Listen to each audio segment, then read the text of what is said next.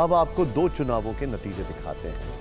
2014 में पीएम मोदी को 5,80,000 से कुछ अधिक वोट मिले थे, जो वाराणसी में पड़े कुल वोटों का 56% था।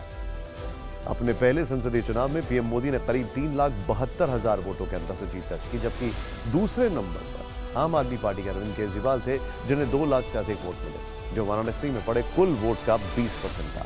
तीसरे नंबर पर कांग्रेस के अजय राय थे, जिन्हें 75,000 से अधिक वोट मिले थे, जो वाराणसी में पड़े कुल वोट का 60% था। अब 2019 के लोकसभा चुनाव में वाराणसी सीट का नतीजा देखिए। 2019 के चुनाव में वाराणसी में प्रधानमंत्री मोदी को करीब 6,75,000 वोट मिले, जो कुल पड़े वोट का 64% था। पीएम मोदी ने यह चुनाव करीब 4,80,000 वोटों के अंतर से जीता था। दूसरे नंबर पर समाजवादी पार्टी की शालिनी यादव रही, जिन्हें 1,95,000 वोट मिले, जो कुल पड़े वोट का 18% था। तीसरे नंबर पर कांग्रेस के अजय राय थे, उन्हें करीब 1,53,000 वोट मिले, जो कुल पड़े वोट का 14% था। प्रधानमंत्री मोदी के वाराणसी से लोकसभा चुनाव लड़ने की पर कितनी सीटों पर असर पड़ता है, आइए अब आपको यह दिखाते हैं। प्रधानमंत्री नरेंद्र मोदी के वाराणसी से चुनाव लड़ने से करीब 120 लोकसभा सीटों पर असर पड़ता है। ये 120 सीटें उत्तर प्रदेश और बिहार की हैं। यूपी में लोकसभा की 80 सीटें हैं, जबकि बिहार में लोकसभा की 40 सीटें हैं।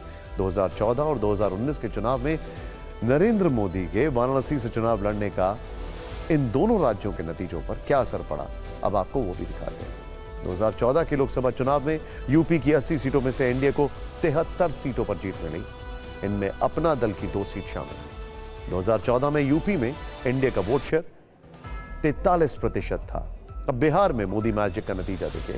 2014 में बिहार की 40 लोकसभा सीटों में से एनडीए को 31 सीटें मिली। गौर करने वाली बात यह है कि इस चुनाव में जेडीयू ने एनडीए से अलग होकर चुनाव लड़ा। 2014 में बिहार में एनडीए का वोट शेयर था 39%। 2019 के लोकसभा चुनाव में यूपी की 80 सीटों में एनडीए को 64 पर जीत मिली। इस बार भी बीजेपी की सहयोगी अपना दल को 2 सीटों पर जीत मिली। 2019 के चुनाव में यूपी में एनडीए का वोट शेयर था 51%। 2019 में बिहार की 40 लोकसभा सीटों में एनडीए को 39 सीटों पर जीत मिली। इस बार जेडीयू ने बीजेपी के साथ एनडीए गठबंधन में चुनाव लड़ा था। 2019 के लोकसभा चुनाव में बिहार में एनडीए का वोट शेयर था 53%। नरेंद्र मोदी 2014 में वाराणसी से लोकसभा चुनाव जीते और बीजेपी ने पहली बार पूर्ण बहुमत की सरकार बनाई। फिर 2019 में भी वो दोबारा वाराणसी से सांसद निर्वाचित हुए। इस दौरान बीते 10 साल में प्रधानमंत्री के तौर पर नरेंद्र मोदी की 44वीं वाराणसी यात्रा है, 44th। इस सब के बीच में अब जरा देखिए 44th 10 साल में अगर बात की जाए, पीएम मोदी के दौरे पर वाराणसी में लगे पोस्टर जरा ध्यान से देखे गए। बड़ी इंटरेस्टिंग खबर है। प्रधानमंत्री मोदी की निर्विरोध जीत को लेकर पोस्टर लगे। पोस्टर में लिखा, काशी की जनता का अनुरोध, मोदी जी अब की निर्विरोध। काशी की जनता का अनुरोध, मोदी जी अब की निर्विरोध। प्रधानमंत्री मोदी पिछले महीने 23 फरवरी को वाराणसी आए थे, तब उनकी उम्मीदवारी की घोषणा नहीं हुई थी। इस बार वो बीजेपी के प्रत्याशी बनकर आए हैं और यहां से उनका आगे का क्या कार्यक्रम है, ये जानकारी हमारे पास है। आज वो वाराणसी में रात्रि में विश्राम करेंगे, बल्कि पहले कार्यकर्ताओं से बातचीत करेंगे। पूरा का पूरा बिजी शेड्यूल है और फिर थोड़ा समय वाराणसी से आजमगढ़ जाएंगे प्रधानमंत्री मोदी। ये करीब सुबह 10 बजे आजमगढ़ से मंदुरी समेत देश भर के 15 हवाई अड्डा परियोजना का उद्घाटन और शिलान्यास करेंगे। आजमगढ़ से में विशाल रैली करेंगे। रैली का असर आसपास की लोकसभा सीटों समेत पूरे पूर्वांचल में दिख सकता है। आजमगढ़ समाजवादी पार्टी का गढ़ है। 2014 में मुलायम सिंह यादव यहां से सांसद थे। 2019 में अखिलेश यादव यहीं से सांसद बने। करहल से विधायक बनने के बाद लोकसभा सीट छोड़ी। उपचुनाव में बीजेपी ने आजमगढ़ की सीट समाजवादी पार्टी से छीन ली थी। आजमगढ़ उपचुनाव में बीजेपी के टिकट से दिनेश लाल यादव चुनाव जीते। बीजेपी ने इस बार भी दिनेश लाल यादव को आजमगढ़ से लोकसभा टिकट दिया है। आजमगढ़ से वो करीब 2 या 3 बजे वापस लौटेंगे काशी। सीधे मैं चलूंगा पंकज जी के पास। पंकज जी, प्रधानमंत्री मोदी का वाराणसी से चुनाव लड़ना और जिस तरीके से वो कल दौरा करने वाले हैं आजमगढ़, पॉलिटिकल इंपैक्ट और खासकर आजमगढ़ में और खासकर उस पूरी बेल्ट में, इसके ऊपर क्या कहना है? देखिए, आजमगढ़ का जो इलाका है वो पूरा समाजवादी पार्टी का बेल्ट माना जाता है। 2014 में मुलायम सिंह यादव वहाँ से चुनाव जीते, 2019 में अखिलेश, लेकिन उसके बाद 2022 में जो उपचुनाव हुआ उसमें बीजेपी वहाँ से चुनाव जीत गई है। चुनौती इसीलिए भी है बीजेपी के लिए कि 2019 में अगर देखें इस वाराणसी के पूर्वांचल के इलाके में तो कई सीटों पर बीजेपी हार गई थी, जैसे कि गाजीपुर की सीट हार गई थी, आजमगढ़ की सीट हार गई थी, इसके साथ घोसी लोकसभा सीट हार गई थी। इसीलिए बीजेपी ने इस बार अपने एनडीए में ओम प्रकाश राजभर जो उस वक्त नहीं थे उनको लिया है। और इसीलिए देखिए, प्रधानमंत्री का जो दौरा है उसको अगर हम इस लिहाज से देखें कि उनके इस कार्यक्रम से जब वो आजमगढ़ जा रहे हैं, आजमगढ़ में बीजेपी ने अपना उम्मीदवार दे दिया है। इस बात के कयास लगाए जा रहे हैं कि समाजवादी पार्टी वहाँ से अखिलेश यादव खुद चुनाव लड़ सकते हैं। अभी हालांकि इसकी घोषणा नहीं हुई है, लेकिन वाराणसी और आजमगढ़ के दौरे के बहाने कहीं न कहीं बीजेपी और प्रधानमंत्री नरेंद्र मोदी के चेहरे के बहाने इस पूरे इलाके में पूर्वांचल में देखें तो अपनी दमदारी दिखा रही। जिस तरीके से सामाजिक समीकरण को भी साधा जा रहा है और सबका साथ सबका विश्वास और प्रधानमंत्री मोदी का चेहरा, ये तीनों फैक्टर उसके लिए कह सकते हैं। पंकज जी, आप मेरे साथ बने रहिए। हमारे साथ सीनियर जर्नलिस्ट रामकृपाल जी जुड़ चुके हैं। सर, आपका स्वागत है। सर, ये एक जिस तरीके से मोमेंटम बनाया जा रहा है, मोमेंटम कैंपेनिंग का, मोमेंटम रिलेंटलेस कैंपेनिंग का। आज करीब 3800 से ज्यादा किलोमीटर सिर्फ आज ट्रैवल कर चुके हैं प्रधानमंत्री। उसकी बाकी डिटेल हम दिखाने वाले हैं। अब वो एरियाज जहां पर वीक स्पॉट हैं उसको नहीं छोड़ना, कैंडिडेट्स को पहले अनाउंस करना। बीजेपी की जो स्ट्रैटेजी है, ये अगर मैं कहूं कि रूथलेस वर्ड तो गलत होगा, लेकिन अगर मैं कहूं कि बहुत एग्रेसिव है तो शायद अतिशयोक्ति नहीं होनी चाहिए। निशांत जी, आप बिल्कुल सही कह रहे हैं, लेकिन मैं उसको दूसरे शब्दों में कहूंगा कि मोदी 2014 से ही वो लगातार, अगर आप देखेंगे तो वो लगातार, आप उसको चाहे चुनाव प्रचार कह लें या उसको कहें जनता से जुड़ना, वो तबका वो लगातार उस काम में जुटे रहते हैं। और चूंकि इलेक्शन अभी आ गया है, उनका नाम डिक्लेयर हो गया है बनारस से, और उसके बाद आज पहली बार वो पहुंचे हैं, तो ऐसा लग रहा है। लेकिन देखिए, मैं हमेशा कहता हूं कि मोदी एक ऐसे व्यक्ति हैं जो 2014 से ही, और तब मैंने 2014 में कहा था कि अगर एक बार मोदी आ जाएंगे तो उनको हटाना बहुत मुश्किल होगा। ये मेरी तब की बात थी, बाकायदा अखबारों में भी आई थी, और आज भी मैं उस बात पे कायम हूं।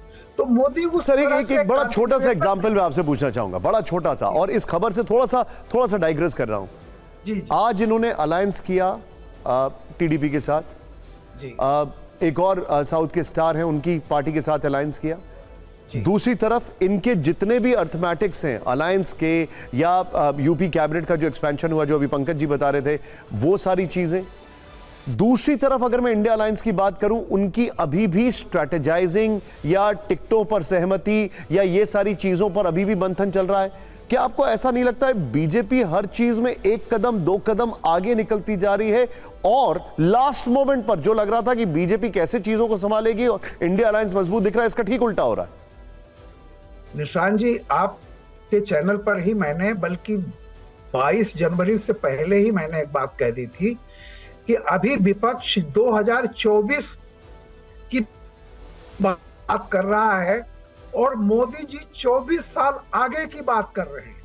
ये मैंने तब कहा था जब मोदी ने कहा था कि हम 2047, तो 2023 में ही मैंने कहा था कि मोदी 24 साल आगे की बात कर रहे हैं और आप लोग 2024 में पड़े हुए हो। तो मेरा ये कहना है कि अब आप सोचिए कि मोदी जी ने 2047 का लक्ष्य कब रखा था। बहुत पहले, प्राण प्रतिष्ठा से भी पहले मोदी जी ने लक्ष्य रखा था। और अभी देखा आपने, पिछले संडे को जो एक मीटिंग हुई है, यही लक्ष्य ही नहीं रखा था, उसके लिए लोगों को काम पर भी लगा दिया था। तो अब आप ये सोचिए कि जो आप कह रहे हैं कितने कदम आगे हैं मोदी जी, आज से नहीं, साल भर पहले से आप जो बता रहे हैं। सर, मैं आपके पास वापस आ रहा हूँ रामकृपाल सर, आपके पास मैं वापस आ रहा हूँ। मुझे याद है आपका ये स्टेटमेंट, लेकिन रिलेंटलेसनेस, मतलब किस तरीके से नॉनस्टॉप काम कर रहे हैं प्रधानमंत्री। और आज भी सुबह वो असम में थे, टूरिज्म बढ़ाने के उद्देश्य से वो काजीरंगा नेशनल पार्क गए, असम के लिए करीब 18,000 करोड़ की परियोजनाओं का उद्घाटन, शिलान्यास किया।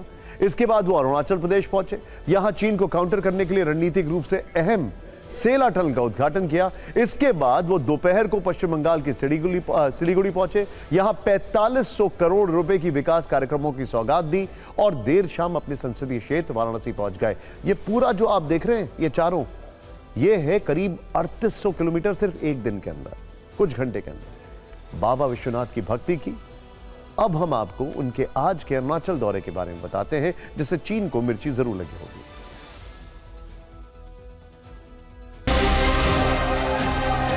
गारंटी, पक्की गारंटी है कि नहीं है? प्रधानमंत्री मोदी दोपहर में अरुणाचल प्रदेश के लोगों के बीच थे। ईटानगर में भव्य रोड शो किया। सड़क किनारे दोनों ओर खड़े हाथों में तिरंगा लिए हुए लोगों ने उनका दिल खोलकर स्वागत किया। प्रधानमंत्री ने इसके बाद यहां विकसित भारत विकसित पूर्वोत्तर कार्यक्रम में हिस्सा लिया। लगभग 10,000 करोड़ रुपए की उन्नति योजना का शुभारंभ किया। यहीं से समूचे नॉर्थ ईस्ट को साधने की कोशिश की। अरुणाचल समेत मणिपुर, मेघालय, नागालैंड और सिक्किम में लगभग 56,000 करोड़ रुपए की कई विकास परियोजनाओं का उद्घाटन और शिलान्यास किया।